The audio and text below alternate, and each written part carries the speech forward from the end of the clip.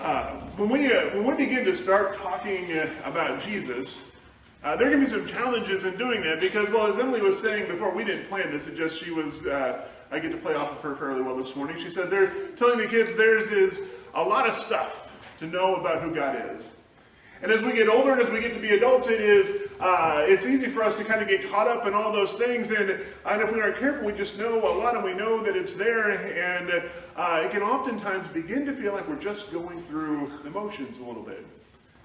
The challenge is, how do we continue to bring that same vibrancy of faith to others who don't know who Jesus is? How do we continue to kind of keep building that up so that others will see the importance of who Jesus is, the relationship that we have with him in our lives, so that they can come and find that also? And so we started asking this question last week: why Jesus? Why should we have faith in Jesus? Now, with kind of a couple of caveats in there, that you really can't use any churchy language. You can't say because you need Jesus. Like, you got to be able to put this into your own words. This were always the questions I hated on every test that I ever took. Put this into your own words. I'm like, no. The book had a such better definition of this than I can come up with. But we need to be able to do this for ourselves. And we started last week kind of from a different place. We were in John's Gospel talking about one of the most important passages that we have in there, where Jesus says, no one comes to the Father except through me. I'm the way, the truth, and the life. No one comes to the Father except through me. And we said last week that to really begin to be able to have those conversations and explain to folks why they need Jesus, one of the first places we've got to start is we've got to take that moment of judgment away from the beginning of telling someone about Jesus, because that doesn't really work. We've seen over the course of the last 40 or 50 years as many folks have experienced that. That's probably not what every church intended, and I know from being around here that's not anything at all that you all would intend, but there's a lot of experience that folks have had in general where they come to church, people, they want to get to know Jesus, and the first thing that happens is that they feel like they're being judged, and they're like, wait, I just kind of want to get there first. Give me a second to get there. And we've seen this huge decline in the church and church attendance and in faith over the course of these last 50 years. And remember the analogy I kind of put together last week? It's pretty simple, it's pretty basic. It only will ever go so far, because any good analogy only ever is going to go so far. But it was like this. Imagine you're walking down like Main Street. And actually we can say this about Main Street in Marceline now, because storefronts are filling up pretty quick down there. Imagine you're walking down there, and there are different stores out there. I mean, some of them stick out pretty good. Los Chimas will always stick out on Main Street because it's got that bright blue coloring in front of it. But, the stores kind of look the same. You're walking down the street, and you look and you see some dude standing out in front of one of those stores, and he's the one who determines who gets to go in or who doesn't get to go in. And if you sit there and you watch it for a while, it kind of maybe is a little bit hard to figure out, what are the requirements? How does he determine who's going in, who's staying out, all of that? And if you have a lot of other options to do your shopping in, how likely are you to go into that store? Therein lies kind of where it feels like the church in general has been for a while. And what Jesus does in that great passage in John chapter 14 is Jesus takes away the dude standing in front of the store saying, no one comes to the Father except through me. I've opened the door to make that possible. You still got to get to the door, but I've made it possible. There's not going to be someone out there immediately determining whether or not you get to come in. I've made it possible for you to come and to start that relationship. But Jesus doesn't stop there. He takes his disciples and he says to them, now it's your all's turn. I want you to go and I want you to start storefronts out in a lot of other places so you can make it possible for folks to come and find me. But more importantly, he says to them, I want you to go where the people are. That was the example Jesus gave in his ministry. He didn't stay in one place and expect folks to come to him. The stories we have about Jesus in the Gospels are him going to all of the different places all around the Sea of Galilee and into Jerusalem and all of the different places that we have. Jesus went to where the people are. If we're going to tell others about our faith in Jesus, then it's important to start in a place where they are. And to know that their journey may be very, very different than ours, because everyone starts in that different place, but to come and to be with folks on that journey. But it leaves us with kind of a question in the middle of all of that. And that is, if we're going to go to where the people are, if we're going to go to where the folks are, then we've got to know, where are they? Where are they to go and to find them? Or more accurately, where are we? I like the phrasing of the question that way because more often than not, we are in some of the very same places that they are, where a lot of folks are right now. Which is good news. It means we don't have to travel very far because, I don't know about y'all, but I really don't want to go flying anywhere right now. So I just assume be able to stay close to home or even go by train or anything else. I'm going to go someplace I want to drive, and that's going to take longer. But so we don't have to go very far. But the bad news is that means that we are probably struggling with many of the same things that they are. But that is okay for us to do that. That's why last week when we started talking about answering this question of why Jesus, we had to start with also, why do we have faith in Jesus? What enables us to be able to maybe cope with things a little bit better or cope with it at least differently than others do? Why is that faith important? What about our faith in Jesus helps us to understand where we are and how to cope with that? And as we answer those questions for ourselves, then we can begin to answer those questions for others also. But to get there, we have to know where we are and where they are. And that's why I love this passage out of Matthew's Gospel. That was our scripture reading for this morning. Because it first recognizes that faithful people are already in the places where other folks are. And that's Jesus' response to the group of folks who had already done so much. It's like, y'all were already there. You were already there and a part of that. And they didn't get it though. They didn't understand, like, well, Jesus, you said we did all of these things, but when in the world did we do any of these things? We were just going about our lives on a daily basis. And I think that's when I see Jesus get that really big grin on his face. Because how many of you as teachers ever had that moment where your students gave you a right answer on the test, but then they made that intuitive leap to the next step of that? You're like, ooh, they're getting it. They're really starting to get it. That's where those folks were. Jesus was looking at them saying, when you were doing that for any of the least of these, you were doing that for me also. And they're like, Jesus, we didn't even know that you were there. And Jesus says, I know, that's what made it so good. You didn't even know that I was there. You were doing the right thing. You were doing what was good and what was needed and was reaching out to these folks. So not only were you living out your faith, but you were also sharing your faith with others in a way that you didn't even, it was just a natural part of you. They could see that authenticity in you. So the question for us is where we begin to meet the least of these, as Jesus describes them there. Some years ago, and you'll have heard me use this terminology before, I think, but it's probably been a while. I ran across a way of kind of breaking down the least of these into more kind of somewhat more bite-sized chunks of least, last, lost, lonely, and left out.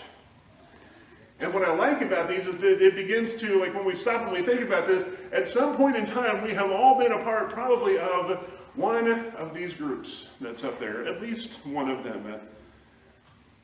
And right now we've got a lot of folks that are in those places.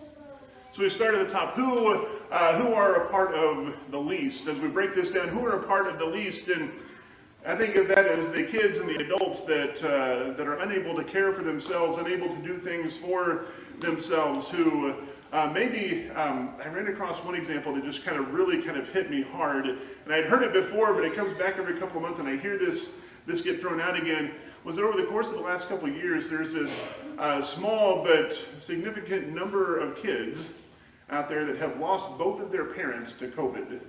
And so we've got this group of orphans now that are out there that have suffered so much through the last couple of years. Something else that we know about kids right now is that we have a bunch of kids who have spent much of their formative lives over the course of the last couple of years not knowing what normal is. Imagine being a young kid and not knowing how things are supposed to work because you haven't had a chance to have that normal kind of year. And we know that they're struggling with things, and teachers, you've probably been experiencing this also. And if you've got kids or grandkids, you've seen kids that have been dealing with this, and they begin to act out in lots of different ways. And the mental health struggles that our kids are going through right now are unlike things that we have seen before. I think we go to the next one. We go to the last. And the last, I think of the folks that are part of the poor. And Jesus said the poor will always be with us, and that's true. Because if we, kind of wherever society is at any given point in time, there's always going to be folks that are going to fall into that category of the poor. But it's also true that many of those same folks are experiencing additional hardships right now as many services that were expanded through the course of the pandemic have been coming to an end, and then in some ways it gets made harder. I was listening to another story from someone just last week saying, at the beginning of the year, unless you were also on Medicaid, if you were receiving food stamps, everyone just kind of got cut off, and you're trying to now go back and reapply for all of that. But now the wait times to apply are even longer, and I had one guy who was telling us the story. She said, then you have to call and talk to someone and recertify, and she said, well, I called early in the morning, and then I was on the phone on hold for about 6 or 7 or 8 hours, hoping that I just made it to before the 5 o'clock cutoff when everything closed. And if you were in the queue waiting to talk to someone, you just got disconnected and you had to come back the next day.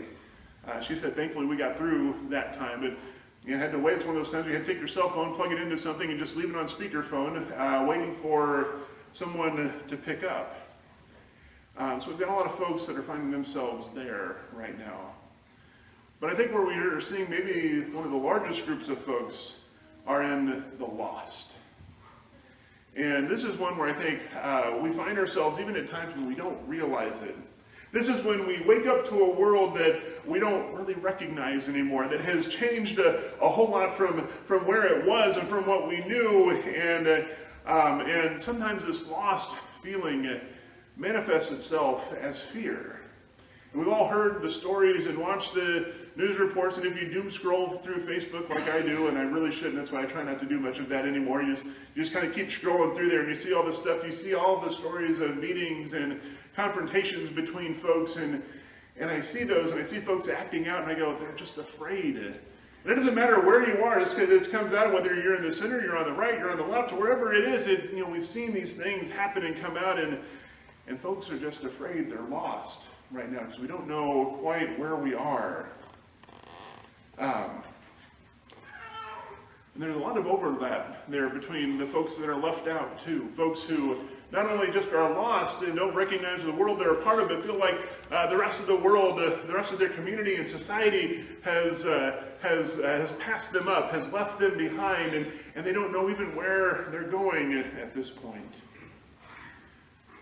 But one of the other ones that we knew was beginning to be a thing even before March of 2020 was described as a pandemic of loneliness, where folks in this hyper-connected world were finding themselves alone, without meaningful relationships with other folks. And I first heard one of these stories before March of 2020, and was describing how it started in other parts of the world, and I heard it was coming out of a story coming out of Ireland, and it was called the man shed movement. That's not like the male equivalent of a she shed. This is something different than that. This was the man shed movement, and it started like telling stories of these senior citizens, and the wives would go to like senior centers, and they'd have clubs and activities, and they'd do projects, and they'd get together, and they'd have a time to talk and visit with one another. And the researcher who was looking at this said, and you can see then the husbands, some who would come and just drop them off, and then they'd go back home and wait to come pick them up later, or others who would just sit in their cars in the parking lots while their wives were in there. And they said, we had to figure out something. What do we do with this? What do we do with all these guys who just aren't doing anything, who aren't attached to anyone? And so they started these sheds up where guys could get together. And of course in Ireland that meant they were probably having a beer or 3, because that's part of what they do. But they would get together, they do woodworking, they do gardening, they do other activities that they were interested in, and drawing these guys together in lots of new and different ways, and helping them not to be quite so lonely anymore, and bringing them together and helping them to make connections. So we put all this together, and we know that as people of faith, we are called to the least of these, and that's the whole group of folks that we've got up there that each of these smaller categories makes up. We're called to the least of these. How do we find them where they are? And how do we reach out and try to help them? And we can't go to all of them, we know that. I mean, that's with limited resources and limited people, there's only so much that we can do. But what makes the most sense for us, individually, for us as a church? How do we reach out to the least of these where they are? Now, good news is we've already started some of this work. We watched that this summer as we got the play set up and back, and we've got the garden out, and we've all seen, kids playing, grandparents out there, parents out there, folks out just kind of sitting and visiting. Like, we know that we're kind of becoming, once spring hits, I imagine this is going to continue to grow, a place where folks can kind of come and gather in the middle of town. We didn't know we were hitting on something that was missing. Kind of knew it was there, but weren't really sure about it. It's making a huge impact. So we know that we're already beginning to hit part of this, to meet that need and beginning to start connecting with folks in a good way. But what more can we do with that? What more, in a very useful but different sort of way, can we be a part of that? One of the ways that we can do this, and this is an idea that's been presented to me. That's not one that I came up with, but it's meets several needs that we know, is how do we help, given what we have and where we are and where we're located, how can we help the mental health needs of our kids who are struggling with so much? But we can't just say to kids, let's just sit down and talk, right? Because kids also are a little bit relationship shy. I mean, not just because, if they don't know you, there's not every kid is just going to immediately go up and want to tell you their life story, but also it's been harder for kids to make relationships with adults around them over the last couple of years. So what would it look like to do something different? To meet another need that is out there, but present us with the opportunity to get to know kids and parents in helpful ways. What would it look like to start some sort of after-school program with tutoring and snacks and a place for kids to come and gather, and also provide a desperate need that our community has. We know that childcare is so very hard to come by. What would it look like for us to do something like that? It'd be a challenge, it'd be a stretch, but what would that look like? That's one idea. And I know that you all have other ideas and have heard other things. How can we, as people of faith, heed Jesus' command to go and to reach out to the least of these, so that as we reach out to them, the opportunity comes just from who we are to begin to tell that story of why does someone need Jesus? And then as the opportunity comes and that journey progresses, to really say, no, really, really, you need Jesus, and here is why. This is where it has brought us to. This is where it can take you also, to begin to really build that relationship. So as we prepare to go from here today, let's be those people that find ways to reach out to the least of these, to the folks that are in most need right now, in ways that we can do that, in ways that we can reach out and meet those needs and find folks where they are and help them then to come to that place that Christ has opened, where he says everyone can come in, where we can come and help them to make that journey. Let us be those people that can reach out in Christ's name. Let us do that as we go from here. Amen.